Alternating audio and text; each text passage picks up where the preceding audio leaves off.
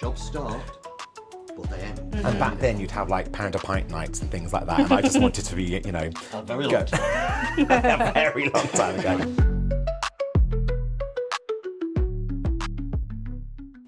What first inspired you to pursue acting or performing, and was there a moment where you knew this would be your career? I can't remember the moment specifically. I can remember it sort of happening quite gradually, that I was quite interested. I never considered a career in acting, performing. I thought I was going to be a doctor or something like that, but had an interest in performing. I was a member of a couple of local theatre companies, and it just happened quite gradually. A great guy called Pete Meakin, who was the director of the companies I was in, pressurised me a little bit and said that you ought to think about going to drama school. And he spoke to my parents about it and everything. My parents were a bit reluctant to begin with because it's not a. Was this quite young? No, well, about 16, 17. But my parents, being, always supportive but very practical as well, said, is this really a career that's going to earn you any money? So they were a bit ambivalent about it. But Pete, this guy, spoke to them and spoke to me and convinced me, and then suddenly I was at drama school. And so it just sort of happened. Lovely. Martin? I think I was really shy at school, so it was never on my radar to do it. Really shy. And I think when I turned about 18, that's when I sort of started coming out of myself, and I just started realising that's the only thing I wanted to do. I wanted to be a graphic designer to start with, but I was useless, still am, with English, spelling, punctuation, everything. So that was never going to happen. I was like, you're not going to spend your whole career designing album covers or anything. You're going to have to do some boring stuff with wording and that, not going to happen. And then I started working in a printing factory, actually, and it was with a little company. And I just got used to sort of like being with a small company and doing sort of jobs. And it was all very nice. And I just settled there for a little while, for 2 or 3 years. And then I think I just built up this sort of need to do something exciting. And I really wanted to go to drama school to like meet new people, different kinds of people, to usually the sort of people that I'd be around at that time. And a lot of family. Just wanted to make friends and have like a uni lifestyle as well. Go a bit off the rails maybe as well. Living in Somerset, sometimes you need to like get away and go off the rails a little bit. Yeah. I had that sense though, that you wanted to, not that you wanted to get away from anybody, but you just wanted to experience something different in a different place with different people. Yeah, and just a different, because obviously I was doing like a 9-to-5 job, which I loved, but it was a very small company, so it was comfortable, I guess, and I wanted to be a bit more, and back then you'd have like pound a pint nights and things like that, and I just wanted to be, A very long time a very long time ago, being out and about and just meeting people from all over the world, So did you act in school? Like, did you do No, drama nothing. in I was school? too shy. Nothing? Yeah, I was just so shy. And we used to watch our amateur pantomime in Shepton Mallet, the Shepton Mallet players, and we'd always get the back row because you could sort of like, the kids could sit up on like a bit of a balcony, like I guess you can here at the top. And we used to sit up there, and when the dame used to walk out with a comic to get kids to go up on stage, because they never had golden tickets, they would just to go out and grab you. Me and my sister would just duck and hide, terrified, like really shy. But I was shy as well. You would have never have looked at me as a kid. I thought, oh, he's going to be a performer. Probably to my family, I was, a bit of a, Yeah. No, generally, I kept very quiet and kept myself to myself. Yeah. Yeah, and also the same, because to my family, I used to learn like all the sort of dance routines of all the bands and perform in front of my family. But put you in front of anyone else and Nothing. Quiet. Yeah. Absolutely nothing, yeah. So in this comfort of the home, I was like, crazy like that. Okay, Stephen, so you've worked across stage, screen and panto. How do you navigate those different disciplines as an actor? You have to approach each individual job as just something new, and you have to discover what that particular job is about. Even with panto, each script is different. Even though it is panto, each year there is a new set of circumstances. There's a new story to tell, a new character to play. Although the sort of base of the dame is always the same, there's always nuance. So I think just to approach it afresh, see what the writing is about, and see what the vision of the whole piece is, and that's true across all things, you know, be it theatre, TV, film, or whatever. Obviously, there are very different technical requirements, but I don't think I've never been overly conscious of thinking, oh, this is a very different thing that I'm doing here, or oh, I'm doing a bit of telly here. Next week I'm doing panto. Oh, the two are vastly different. It's I think at its core the same. It's just the technical requirements that go with it that are different. What do you think you prefer doing? Being in a theatre, on film? I love on the screen? immediacy of theatre. I love, you know, having an audience there who are reacting there and then. But by the same token, I do like the technical nature of film and television. That, you know, how, you know, you can film something in isolation, a tiny moment in isolation. And then when you see it on the screen, It's completely it's different. part of a complete, you know, story. And so I do like that. I like them all equally, really, for varying reasons. It must be lovely as well with TV to learn, because you know it takes so long to film that you've got time to learn some lines for that day, and you don't have to like we do a panto where we're cramming it in. I would always try and learn lines in advance of starting the job, whatever. That's just how I have to work. You know, I have to be very familiar with the whole script before I can do anything. But then, the night before, You've got you've time. got to do, you know, you look at your scenes the next day and you think, well, I've got to be, you know, good on the lines for that. But, a vague familiarity with the whole thing before you start is... Well, I guess it's different because you don't see the final outcome until either the programme or the film is out, and you don't have an audience there for the reaction to know how people And think. often you're working backwards. Yeah. You know, you start at the end and you film the first scenes at the end of the shoot or whatever. So, I mean, it can play with your mind a little bit. Yeah. But as I say, you know, there's a challenge in that is quite an enjoyable Okay, so challenge. what role or project, this is for the both of you, what role or project has had the biggest impact on your career so far? Role or project? Wow. This doesn't have to be to do with acting or shows either. It could be anything. Well, in your I career. mean, I've got to admit that it's panto because, you know, here I am 17 years later, still in the building, still doing it. You know, so I had no idea. You know, the first time I stepped on that stage, 17 years ago, that I'd still be here doing it all these years later. You know, much older, a bit more grey hair, slightly thinning on top. The costume changes are becoming a bit more difficult each year because, you know, the bones don't like it quite as much. So in terms of an impact, an overall impact, and long-lasting impact, most definitely coming to do panto here. Changed your life the most?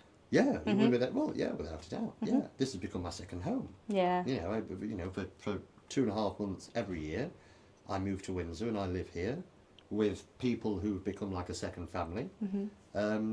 I had no idea that would be the case all those years ago, but here I am. I think mine's very much the same, but I think Britain's Got Talent was a kind of way of opening a gate to so many situations as well. Open the door for everything. Yeah, and like you get with sort of like in business, people talk about getting through the gatekeeper and you can never get hold of people because you've got to get through this person. And I think that did a lot. And obviously I was on it 17 years ago when people were watching it and there wasn't much else on, and I was very lucky that it was still popular in that sense. And that opened so many things. I remember thinking, if I can just add 50 quid to all my bookings, like I'll be happy. Totally. I'll be more than happy. I mean, at 25, but I'd be more than happy. So to get things like, I had a few pants offers that first year as well, which I had to choose between. And I was thinking, oh God, like I would never have got that. And I used to go to pants auditions and hate it because I was never going to be like a main actor because I wasn't a name. So I'd have to go in as either an ensemble dancer that can understudy, and I wouldn't be able to understudy. I can't even learn my own lines, let alone understudy. And I wasn't a good enough dancer. So I just wasn't getting seen for anything, and it was horrific. So to have that, it just went boom. And then obviously I'd like to think that I was, you know, half decent, that I've kept it going, and it wasn't just a fluke, and then that was it after a couple of years. So I think it was definitely that show that got through so many doors, and even into Butlins and stuff, because they book so many people every year. But obviously, once you've got a little bit of a name, you go in there, and actually now, like 16 years later, I'm still doing the butt-ends and stuff, which is great. And it can be a double-edged sword because some people have it as a job and it's just a gigging job they do all year round. They did the show, they go there for more money, and they're like the big name, Britain's Got Talent's this person. And then buttons will just drop you because they don't need you anymore because other people come along. Yeah. But then you can't go back to just being a gigging. So you've got to keep it fresh. You've got to keep changing things. And that's what's been so lovely about Panto, is being able to come back here every year and build up a little fan base that we have. And even audience members are like family sometimes. You see the same faces every year and it's lovely. And I think that's sort of like, And we built draws up the into that. work as well. That's the thing. Yeah. So, 16 years together, you build up a way of working. So Yeah. a sliding door moment creates all of that as well. So yeah, long-lasting impact. It really has. Talking on Britain's Got Talent, what made you want to audition in the first place? So I worked on cruise ships as a proper performer. And then when I came back, I wasn't getting any auditions. I did a comedy course for 6 months in Covent Garden. And as part of that, I had to create a comedy character based on something that I know, like Write What You Know and all that. So I based it on somebody I used to work with on the ships, who's very camp, flamboyant. Oh, I never knew it was based on. Oh, did you not? No. Do they know to this day? Oh, well, the funny thing is, after my audition went out, bearing in mind it was a long time ago and everyone sort of watched it, the one person that everybody called me going, oh my God, don't tell me you're taking the mickey out of me, or the one person that said, please tell me there's a bit of a bit of me in your Kevin character. And I was like, it's based on you. It's based on you, yeah. Absolutely chuffed to pieces, yeah. But he's the sort of person that would just, even on the most boring days at sea, he'd always wear a bit of glitter somewhere, whether it's like a little brooch or a little something. And he's the most wonderful person, absolutely lovely. And I just sort of thought about him, and then I sort of took it to another degree, because he didn't fake tan or anything, but I thought I need to be over tanned, sequins, tight outfits, which is too tight for my size, and all that kind of naff stuff. And I created it and started doing some stand-up as that character. But then when I went out and started doing all the above the pub gigs and everything in London, I was just like in my jeans and t-shirt, and it was just me and 18 other people that looked just like me doing exactly the same thing. So I started doing it as Kevin, with the tan, the wig, the sequins. I used to take a stereo and play YMCA as my intro song. And if you've been to a stand-up night, like especially a new talent night, whatever, it is all just comedians just doing their thing, just normal people. So I'd walk on and people just like, what on earth's this? Bearing in mind, drag wasn't such a big thing back then. Well, it was, but not such a well-known thing. So it was a bit of a drag act, really, and it took people's attention. And then a producer saw me at the Two Brewers in Clapham and sent me an email saying, do you want to audition for the show? And I said, I don't think it's really family audience. I'm not really sure. I'm doing sort of clubs, and I was doing a lot of gay venues at the time. And he went, no, it'd be brilliant. And I just went for it. I want to say, if you're creating that character now, though, it'd probably be a very different act. Very different. Because of how things have evolved in terms of... But also, I don't think I'd create a character now. I think I'd probably do it more as myself. Yeah. I think I'd be a bit more myself rather than hiding behind something. At the time, there was a lot of characters. Back then, you had all that kind of Lee Francis doing all his Bo Selector stuff and all those characters. I just sort of thought along those lines, really. But yeah, but it has evolved as well. It's completely evolved. Like even at the holiday parks, that used to be all very cruise ship orientated. And I used to do games and stuff, all like carving fruit, and when I did Edinburgh Fringe, it was all about like ice carving and stuff. Whereas now, I'm more of a kind of general entertainer, really. Yeah. I do all sorts, game show entertainer. So it has kind of evolved in its own way, even though I've still got the same haircut as I have. What's a piece of advice, this is for the both of you, do you wish someone had given you when you were first starting out?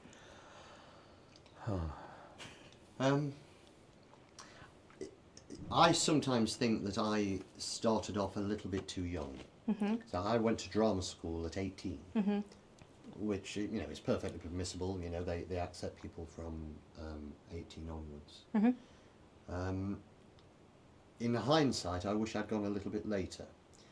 I don't know what else I would have done, but I just wish I'd gone and done everything that I did at drama school. I wish I'd just gone and done it on the back of other stuff. I think just a bit more life experience, a bit more savviness about the world and everything else. Lived a bit of life. I'm not saying Lived you don't a bit live your of life, life, but yeah, lived a bit of life first. And I think earned a bit of money and no to know what it is to go to work to earn a living, because I do think that's something that people in this industry lose sight of. It's a job. It's a way of earning money to pay your bills. And I think an awful lot of people can get caught up in the sentimentality of, oh, well, you know, it's a calling. And, well, yeah, to a certain extent it is. But first and foremost, and this is something we agree on very strongly, that it's our job as well. And to have had that experience of it being a job like any other, plumber, mechanic, whatever, I think that would have... So is this all you've ever known as well? Or did you have any other career before this, or you went straight into it? So this at was 18, that's it. So I went through school, did A levels, went to drama school at 18. Then I was doing it. Yeah. So 3 years at drama school. Excuse me, and then out in the big wide world. Yeah. And approaching it with that sort of wide-eyed sentimentality. Oh, I just want to be an actor. Oh, I just want to be on a stage. Well, yeah, that's fine, but actually, how am I going to pay my bills this month and everything else? So that I needed to be a bit more savvy about that.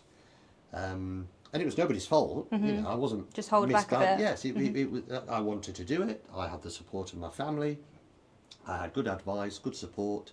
But in hindsight's a wonderful thing. I can look back now and think, actually, I think I would have been a bit better off had I done that. Okay. And Martin, for you? I think for me, I think maybe trying to block out some of the noise as well, because there's always going to be, especially in our industry, people that can lead you astray, or people that want different things from it. Like Stephen was saying, some people don't necessarily think of it as work. It's more of a sort of jolly, or some people aren't as passionate about it, or don't see a long-term career in it. And I think sometimes if you're very passionate about it, you've got to be quite focused and not worry about being focused, not thinking like you're boring or you're not, you know, taking part in everything. And I remember when I actually won the Drag Idol competition in London, and I remember the next day, and I was against Birmingham, Manchester, all these sorts of people. The next day, because I had that title, I did this Clapham Street party, and afterwards a few other people said, oh, you're coming out and you know, drinking and getting drunk, and you should celebrate. And I was like, oh, I'm going home, because I wanted to write to all these venues and just go, you've just won this, I'm this character, book me, because I want it as a job. I want to earn money, I want to pay my rent by doing it.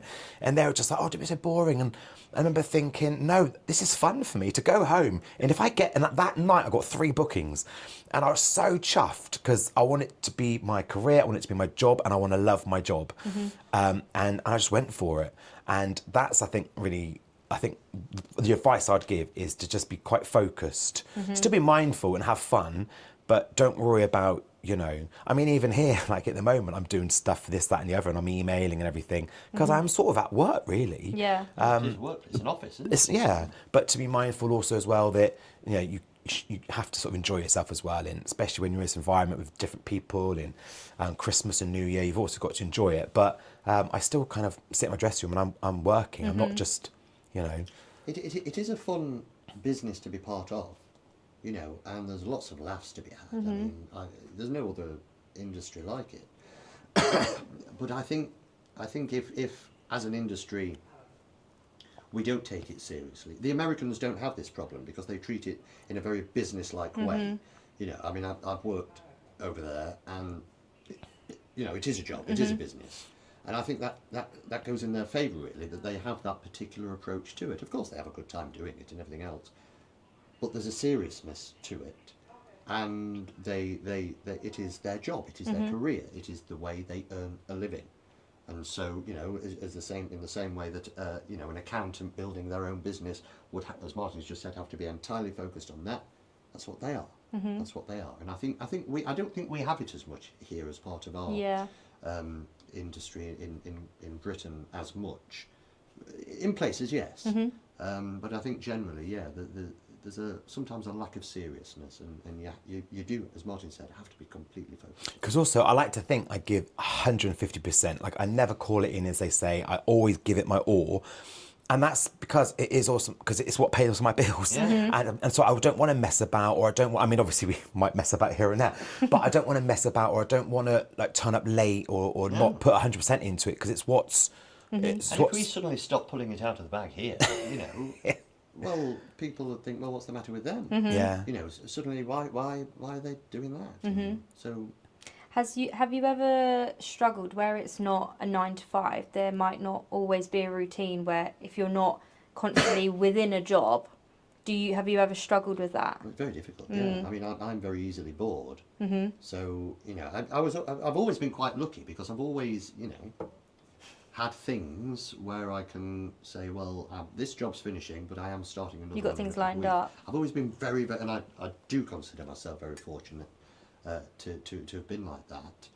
But even if it's just a couple of weeks in between gigs, you know, oh crikey, you know, you're tearing your hair out. That is difficult, and keeping, and I know Martin's big on this, keeping a positive mental attitude around that kind of stuff can be very difficult. I imagine, yeah. You've done a lot of work around that, haven't you? And it's I think when you've got like a lot of time off, or normally after Panto, actually, we finish like mid-January. I don't really get going until April for many years, actually. And that can be quite hard because I don't even get I get holiday park gigs. I don't get them come in until probably beginning of March. And then you'll get like, you know, 40 drop and it's literally, there's your money for the year, done. But you're never quite sure if they're going to drop or not. So there's an anxiety there that I've had to do a lot of work on, because you can just go mad. You go, right, I'm going to get 9 to 5, pack it in, I can't do it anymore. And many of my friends have as well. Many of them have done that. And then every year, my husband always says to me, I told you, don't worry about it. They've all come in and now you've got too many and you have to cancel this. And I'm like, I know, but you can never guarantee it. And actually this year coming, it's the first year that I've got 2 weeks off after Panto. And then I do... But I go to Butlins, we've got 3 weeks of Butlins solid, and then about another month off after that. It's the first time ever that I've had straight into it, which I love.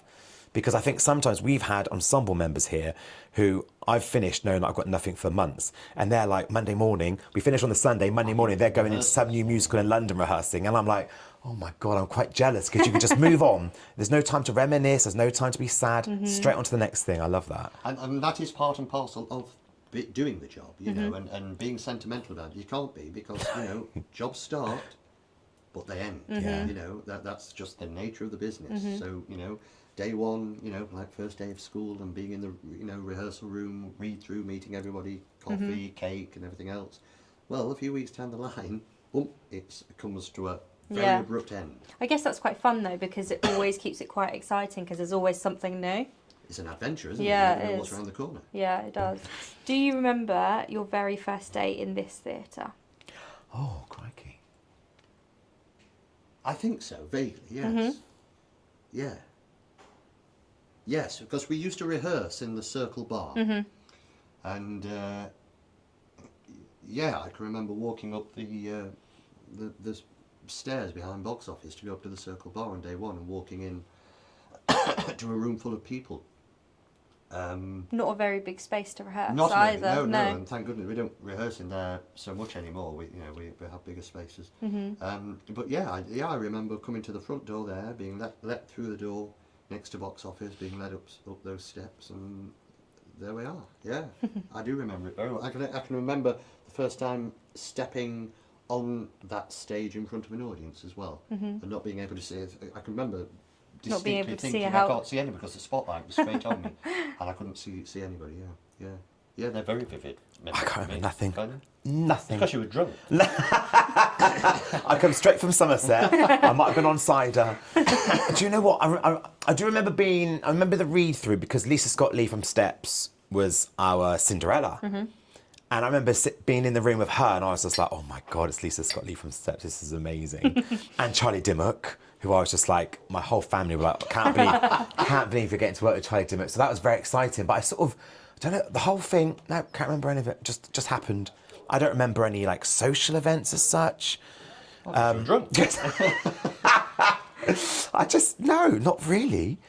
I can remember meeting you for the first time. I can't remember that. Yeah, I can remember. Yeah. What was your very first panto together? Cinderella. Cinderella. Yeah. The full circle moment. Here we are. Yeah. Cinderella. I do. Yeah, I sort of remember it. I remember coming in after a day off, because I was in digs here. I was living in London at the time. I remember the drive back and forth. I remember enjoying it and sort of backstage. But if you ask me who our production manager was, or I've not got a All a clue. blur. No, yeah, I don't know who the crew were. You put a photo on the other day, didn't Yes. you, of that first production? And, Yeah. And there are people on there I'd forgotten Can't. completely. Yeah. Yeah. I mean, we must have worked with hundreds of people, haven't we? Hundreds and hundreds of different people. Yes. Yeah. Sometimes they message me saying, "Oh, well." It's one of the reasons I'm not on social media, because if they message me, I wouldn't know who the hell they are. No, there was somebody who in a holiday park, an entertainer. And they said, "Oh, how are you back at Windsor this year?" Yeah. Chat to, "Oh, I loved my time there. It was great." And I was thinking, "Oh, all right." They said, "Oh yeah, oh I did, Jack and Beanstalk." Yeah, I was like, "Oh yeah, you're getting on." Not got a clue. I We're was making like, ourselves sound very grand. I don't remember at all. Don't remember at all. Still to this day, don't know who I it haven't got a is. clue. I was like, I can't remember. Did you go along with it? Yes. And then I had to look at my photos, and I went back to you. I was like, "Oh yeah, that's it. I'm just terrible with But people." the and nature of doing panto in this building is sometimes your paths simply don't cross with some people. Yeah. Yeah, we've got better at it over the years because of how we now approach it. Yeah. But back in the day, it would feel very compartmentalised, wouldn't it? And back in the day, we did half the amount of shows. half the amount, yes, you'd only be in the building for a few weeks. We'd literally do a month done, and now it's like 4 years. It's like, we would only. I think Cinderella was 53 shows, It something didn't like that. open until sort of the second week of December, Yeah. and by the 3rd of January. And now you you'd basically gone. double it. 97, Yeah. yeah. So it That was is a quick crazy. turnaround as well. But also, in all my defence, I'm quite shy as well, and I sort of like, I don't necessarily force myself on people. So I kind of, and we weren't that sociable back then. It was like we sort of did the job. We weren't always like out and about. So people just come and go, and I just forget. But now it's completely different because I feel like it's so close knit. Everyone is so close. That's something that's been, yes, and I think, over the years that we've been here, that's something that has really built that family feel. Yeah. And I think, yeah, I mean that's something I feel very privileged to be part of, and I consider people in this building to be extremely close friends that people I trust with my life, and that comes with working so hard together. And that's really nice. Yeah, but yeah, the atmosphere and the environment, yes, is distinctly different now. It is Yeah. much nicer. We have a lot of ensemble that come back. They'll come back for 2 or 3 years. They might get a job somewhere else for a year, so they miss a year, then come back, and that's lovely. Yeah. Really lovely. Yeah. But back in See the day, it wasn't people like again that. as well, yeah. Yeah, for the first about 5 or 6 years, it was different every year, wasn't it? Yeah, And then we were the only changed. constants there. Yeah. Apart from crew, and of course they're all part of that family feel as well. But Yeah. we were the only cast constants. Yeah. Um, And it's nice to come back and see the same crew. That's what's so lovely about it, because they sort of know how we work, we know how they work, and like you say, it's like a family. well, there's certain elements this year that we were talking about because of some bits with the crew that we said, well, probably don't even need to rehearse with them because they know what we're going to do. So no, yeah. And think- actually, when it came to teching it, they did. They just knew exactly what we were going to do. Does that do you think that makes things quite easy in the sense Yeah. of when you come in every year, Yeah. it kind of fits into place a lot Yeah. easier with And things. in years gone by, big commercial pantos, that's very often how they were pieced together anyway. A lot of the comic turns or variety acts or whatever they were, they didn't turn up really until just a few days before they opened. Excuse me. They knew what their act would be, and it would simply be put on. I mean, we don't work like that. It's something new every year, but people like Marv and Rib backstage, if we say, well, we're thinking about doing this, they're on the same page as us because they know how we want to do it, and they've got experience and knowing how things work. So you develop a shorthand of communicating with people that that's certainly true between me and him. I can, if something goes wrong on stage, I can look at him, know exactly what he's going to say or do, and I think vice versa. And we deal with things in the same way, and it's the same with those people backstage as well. I mean, the times we've had Marv on stage because when something's gone wrong or whatever, Many a and time. he just knows he can go along with it. But Yeah. it's even us because every year I use the trap. So even the trap, the first time I used it, oh my God, it was obviously you have to do the right health and safety, but up and down it and up and down it and testing what it's like and how to stand on it. And now they're like trap, they're like, you know what you're doing, yeah. Obviously there's certain things you have to do, but it's like I know exactly, and if it's not there, I know it's safe. Like I know how it works, so I know when not to or when to, and there's no sort of faffing really. You just literally crack on, and it's nice for them that I think they know how secure I feel with them on it. But vice versa as well, that I know they're there and I know how they work. You And develop so much trust. But also throughout the year, you're probably the only person that uses it. it probably is. Yeah. Actually, I can't think of a show where anyone else has used it apart from you. yeah, the trap. You must yeah. hold a record. Get a little We'll have plaque to- with your name on it. Yours. Yeah. No, well, there is a record on the trap. There's a brass plaque. That's Marv's plaque. Marv's plaque is on the trap for 30 30-something. 30 years of operating the trap. Yeah, or being on Panther, being Yeah, backstage. and it's on on the Panther. trap, isn't Yeah, it? Yeah. So it's Oh, got a I plaque didn't on know it. that. Yeah, Add to it. yeah. We tried to break a world record Yeah. once using the trap. I can't remember but how many people in, was it a minute? How many people tossed out the trap in a In minute? a minute. And I think. we ended up with, I think we got into the 20s, didn't we, or something? Yes. But the Guinness Book of World Records wouldn't accept it because there was nobody here verifying it. Yeah. We filmed it Oh, all okay. and sent evidence. But you have to have someone here, They yeah. have to be here as well, yeah. So Yeah. we weren't having it. Yeah. So we'll have to try it again. We'll have to try again. These are the things we do in between shows just to pass the day. How do you balance traditional panto elements with keeping the show fresh and modern? Ah, good question. Well, there's a fine line to be trodden here because we are in. I mean, if you think of Windsor as a constituency and the demographics of the audience, etc., they come here to the Windsor Panto to see a traditional panto. There's no two ways about it. And if you presented something very different to them, if you went away from panto as a genre and thought, well, we'll do a very sort of modern Christmas telling of a story or whatever, they wouldn't have it. Because they come, and they tell us this every year, but they come back because they want to see traditional panto. Now, I don't think I really necessarily have to think that hard about giving it a contemporary twist, because that has always been the case for panto. You know, pantos have always featured modern references or up-to-date references, music, etc., etc.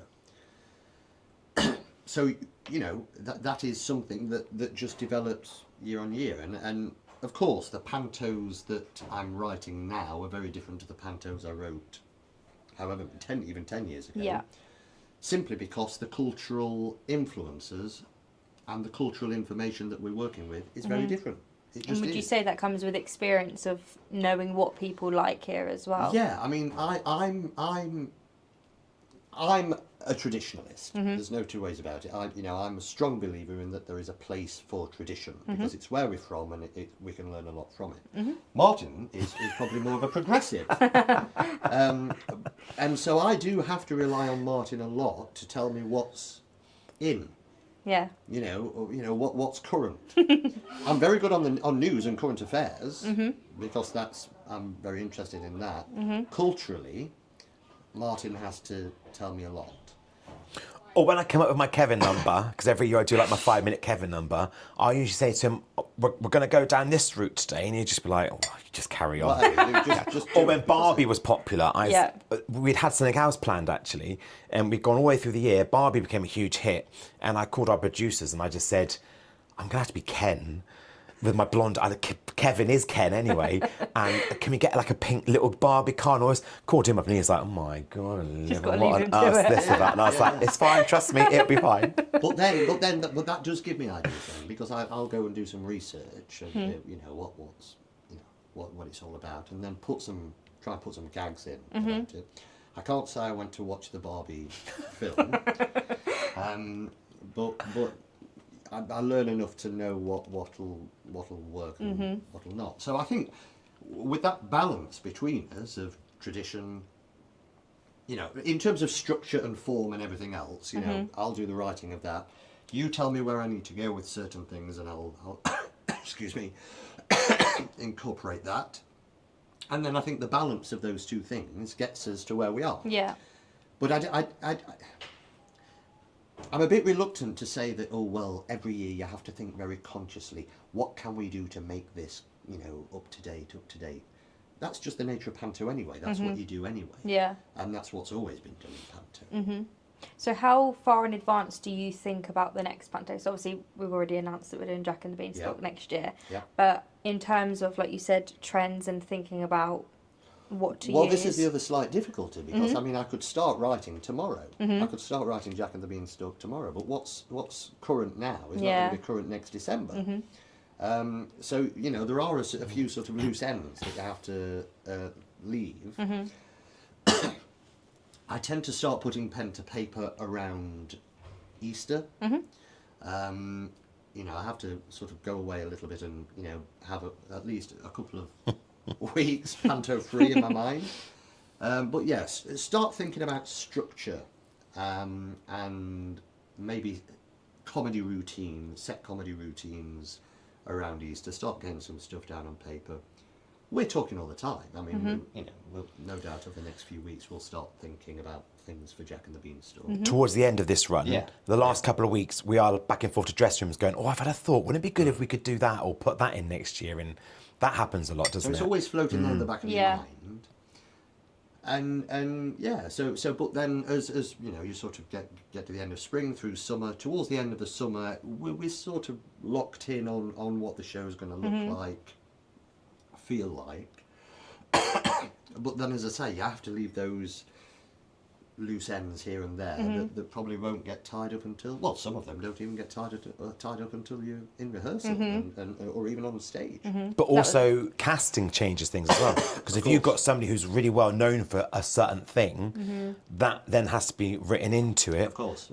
And that can be very difficult because it takes you down a completely different route. You know, if suddenly, you know, 3/4 of the way through the year you're told you've got, you know, a tap dancing cow, you know, or whatever, you know, you've suddenly got to think, right, well, what do we do with this?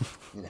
And I guess that's like Michael in this with Robin Hood, like having to add that in. Absolutely, yeah. I mean, luckily we knew about Michael fairly early on, so yeah, I could think about that as a theme.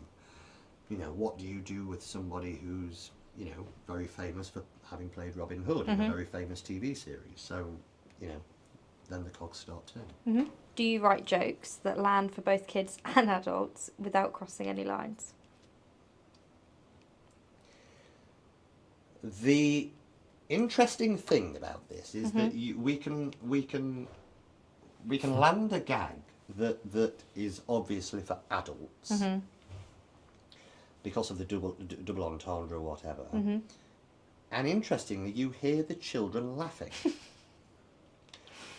And I used to think, crikey, you know, these kids are very well informed and a bit more on it than I was at their age. But it's not necessarily, they don't understand the gag, they just know that that's the time to laugh. And I think even at that young age, kids know the structure of a joke and a gag, and they know how humour works. So they go da-da-da-da-da-da, da-da-da-da, and they know that at the end of the da-da-da-da, there's a laugh. So you know the kids are going to laugh without getting it, but the kids must never know what we're. It's got to make sense. That's the point. Yeah. So how it sounds to a child makes complete sense.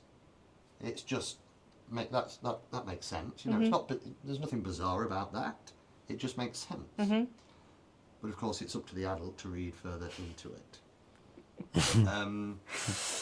But as long as within the dialogue it does make sense, that you know the dialogue doesn't stop and you step outside of it to tell what could potentially be a bit of a smutty joke, it's fine. It's like when we do a school show and you've got you know 500 odd 5-year-olds sitting here. We still do those gags, because they still tell the story. You know, they're within the dialogue of the piece. Of course, when you've got a Friday night audience full of adults who have been up to Wetherspoons or whatever, then the show stops because they can read more into it. And it is great like that when you do, which we've done recently, when you do a show where you tell a joke and it gets a good amount of laughter, lovely. The next time it gets laughter that sometimes, and you can hold back a little bit and there's a little second laugh, you know there's going to be a second wave, almost into applause, and you can hear it starting, they're going to go, and then it'll be applause, and it goes, oh no, it's brilliant. And then the next day you might have a school show, you tell that joke, and literally, I'm not even, nothing. Maybe a door swinging at the back with someone that's coming late, nothing. And I do love it because it just, well, I just laugh every time because it's just, it's brilliant. How that can work, it's crazy, isn't it? But you can't highlight it either. I mean, a lot of it is less to do with how it's written, it's more to do with how it's played. You can't highlight that this is a potentially smutty gag. You can't do that. You can get away with, you know, if you know, a lady sitting in the third row has, you know, a rather loud laugh at coming, you can get away with a little look and a raise of an eyebrow, but that's a little personal moment between me and her, or whatever. But you must never flag up that here is a smutty joke. Yeah. You must just play it straight. So what keeps you coming to Panto each year? Coming back to Panto, sorry. Well, we say it in the money. We did this once in an interview as a joke. We had money, and then we laughed and then gave the answer. And then when they edited it, they just used that money. I was gutted. I know. I think it's God. I mean, there's so many things. I think it's a lovely job to have. I think it's a great job to have. I think it's a wonderful experience to be on stage, performing to packed houses, which is amazing. I love what Panto is. It's perfect for me, Panto, because it's not too serious. I don't have to learn huge amounts of dialogue, or you can play with it as well. You can play around with it, you can change it. And also I love coming back here because it does feel like family, like we were saying about the crew. And I've got the ensemble now, keep coming back every year. The front of house staff, we've known them for years. Well, they've been here longer than us as well. And that's just wonderful. And it does feel like a little family. It's wonderful. It's a very special place. Years ago, we had a musical director on one of the Pantos, and she said, I was talking to her about the Windsor Panto, and she said, oh yeah, well, I've done lots of Pantos before, and I said, you've never done a Windsor Panto? And she said, oh, it's a Panto, yeah. And I said, yeah, but you've never done a Windsor Panto. And I didn't mean it in any kind of arrogant or conceited way. I was talking about what Martin's just touched on, the sort of atmosphere of it. And she was a bit confused. But then a couple of weeks later, she came to me and she said, I know what you mean now. Because she'd been sitting in the pit there, you know, during the shows. And she said, yeah, she said, it's very difficult to put your finger on what it is. She said, but it's unlike any other Panto I've ever been involved in, seen, or experienced. And it's a strange thing because it's very, I don't think you could describe it properly. No. But unless you're in it. Unless you're in it. Yeah. Or experience it from out there. And she, in time, knew exactly what I was talking about. And I thought that was very telling. So did she say that at the beginning of the run then? We were a few days in. We were a few days in. Yeah. And the audiences as well, like you spot the same faces every year and you know they book the same seats, family. I just spoke to someone today in a shop. She said she's not been before and she's been this year. She loved it so much she's going to book the very end of the run and she's going to make it her tradition now. And I get told that all the time. If they've never been before, it's now their tradition, Windsor Panto. It has something about it which I think must be different to other Pantos, I guess, in the sense that there's something here that just feels like a proper Panto family. Something happens where they go, we're coming here every year now. And I think it's They're because lovely. we're not demanding too much of them. All we're asking them to come to do is to sit here and relax and have a laugh and sing along and clap along and dance along. You know, we don't make any requirements, you know, or demands over and above that really. And I think because we have that approach and they take that approach, there's a very nice sort of combination of something going on. So to come back each year, as well as the money, to come back each year to experience that is very. It does lift the soul. You know, it's very uplifting. However your year's been, Yeah. you come back here, and whether it's the audience or us, it's that feeling of like, you know, without having to say so, how's your year been? How's it going? Everyone's just sort of back together again. And don't get me wrong, you know, at the beginning of a run, and you look at the mountain, you know, you think you've got 97 shows to do. You think, crikey, how the hell am I going to get through this? But you do somehow. Yeah. And as soon as you're in it, I guess it's gone so quick. Well, for Oh, me, with a blink you've of an already, eye. yeah. I guess it's nice for you guys where it's at the end of your year as well. You know that, like you said, no matter how your year's been, whatever you've done, you know you've got that at the end, and that's how you end your year. That's really nice. Yeah, as long as they keep asking us back. Yeah. I think that's it. Wonderful. I think that is it. Well, thank you very much. you. Thank you, guys. It's nice to be sat in a box watching the stage. Very nice, thank you.